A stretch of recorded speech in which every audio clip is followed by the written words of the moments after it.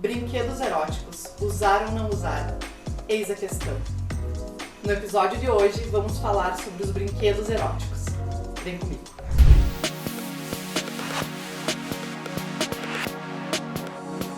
Oi, eu sou a Nath Busato e nós estamos em mais um Papo de Motel, uma produção da Rede de Motéis Paradiso. E hoje nós estamos novamente com a nossa queridíssima Daiane Croda. No episódio de hoje do nosso Papo de Motel, nós vamos falar sobre eles, os brinquedinhos eróticos. E, Dai, ainda é um tabu?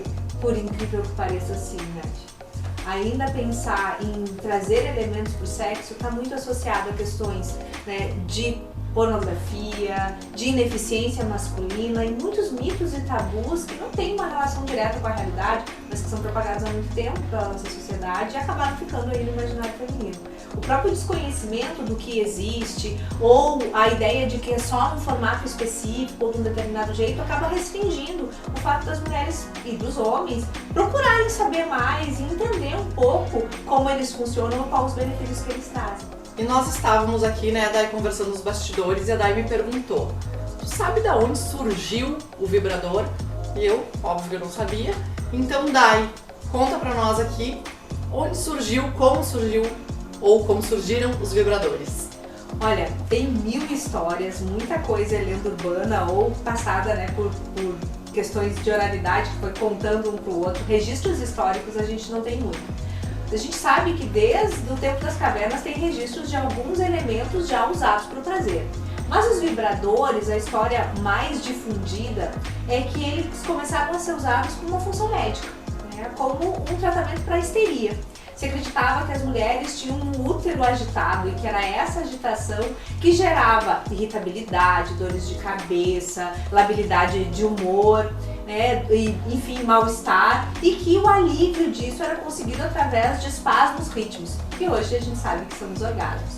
Então, conta essa lenda que os médicos começavam a fazer estimulações clitorianas com a ideia de produzir esses espasmos, orgasmos, para que as mulheres ficassem mais relaxadas e mais calmas.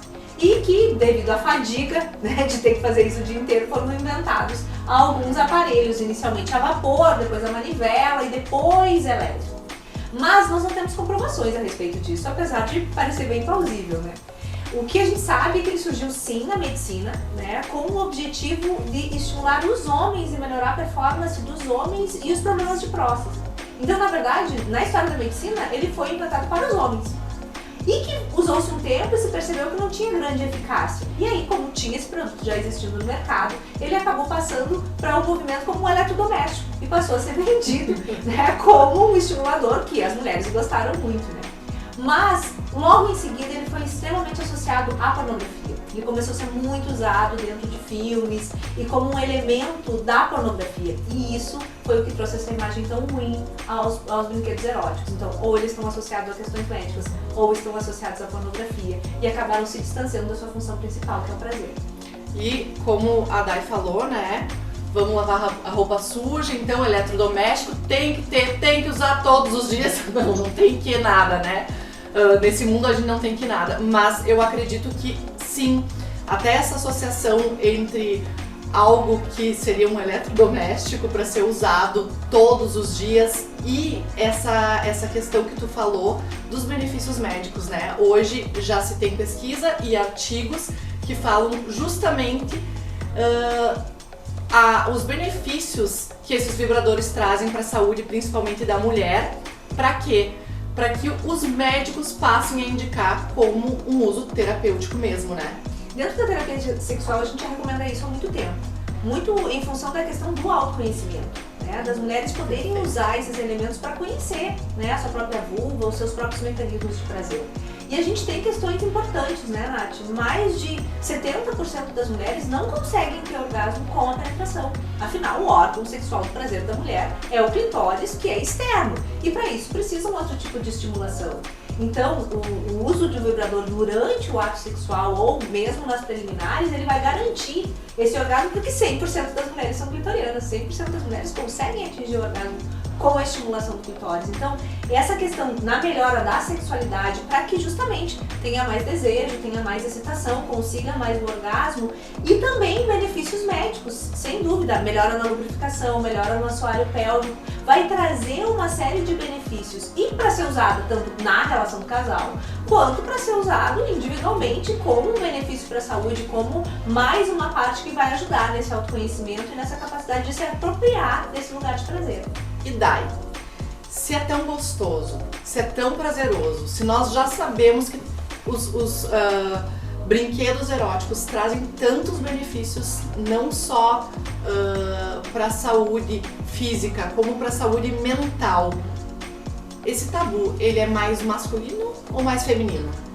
Acho que é dos dois, mas por motivos diferentes. Acho que as mulheres acabam tendo muita vergonha, né, e muitas vezes tendo essa cobrança exagerada de que eu tenho que conseguir o orgasmo com a penetração, eu só preciso ser capaz de fazer isso, né, e o desconhecimento e o medo de como eu vou ser vista se eu convidar a usar algo assim, né, o medo de ser, enfim, discriminada ou de ser olhada, né, de um jeito não tão legal. E os homens pelo mito da ineficiência, né, por essa ideia de que precisa ter um aparelhinho mágico que seja capaz de tudo, que é fruto desse desconhecimento da própria anatomia feminina. Então, muitas vezes, os homens acabam indo para esse lugar de ineficiência. Então eu não consigo te dar prazer porque tu precisa de mais alguma coisa, quando na verdade é uma questão de realmente acrescentar algo que vai gerar benefícios para os dois. Então é a falta de diálogo, é a dificuldade de poder falar sobre sexo de um jeito mais livre e de poder experimentar. Ainda temos muitas limitações a respeito das experimentações com o sexo, de usar ele de um jeito mais lúdico, mais leve e podendo ver quantos recursos a gente desconhece. Então, para nós finalizarmos aqui, eu acho que de repente trazer isso, né, para quem está nos assistindo, que sim, são brinquedos lúdicos que devem ser usados, deve sim abusar, né? Até por uma questão de educação sexual, né? Então usem e abusem dos seus brinquedos, comprem brinquedos. E o que tu traria assim de mensagem final pra nós, Dai, quanto aos brinquedos? A gente precisa olhar para a quantidade de recursos que a gente desconhece, né? Hoje a gente usa tanta tecnologia, a gente usa tanta coisa diferente, por que isso não pode vir para dentro do sexo? E muitas vezes, sim, é falta de oportunidade. Então, quando a gente chega, por exemplo, numa suíte de motel e tem ali um cardápio erótico, né, trazendo alguns elementos, é hora de experimentar. Então, a gente precisa abrir para a experimentação e, principalmente, não olhar ele como um rival, e sim como um parceiro para o prazer. Maravilhoso, hein, gente? E esse foi mais um Papo de Motel. E tô aqui, ó, me pus bonita por dentro, me pus bonita por fora e agora tô aqui com esses acessórios maravilhosos que inclusive tô pensando em usar como joia. E eu te espero na próxima suíte pro nosso próximo Papo de Motel.